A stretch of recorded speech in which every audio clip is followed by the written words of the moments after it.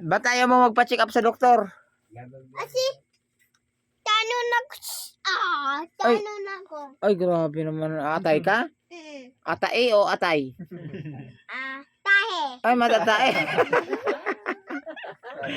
Pasaway talaga yun si Jel. Ba't ayaw mo nga daw magpa-check up, Jejel? Sa doktor, ba't ayaw magpa-check up? Kasi tanong ako ni Nani. Tapos, danon ikaw. Tapos tanong ako. Tapos tanong ako. Gagaling ka nga pag nagpa-check up ka. Ay ko. Hindi ka na ubo. Oo. Hindi na sipon. Ay ko na.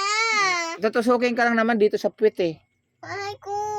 Oo. Huwag dito na ako, oh. Utot ka lang.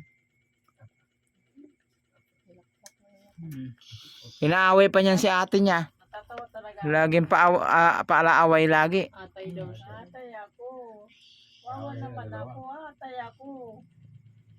Eh, hindi ko nga napapansin yung sinasabi niya at ako inaantok. Pero naririnig ko sa, sabi ni Sheila, kinakalabit ako ni Sheila. Sabi ko, ano ba yun? Pero narinig ko yun. Yun nga. Na, Atay daw siya. kaya nga. Sige na.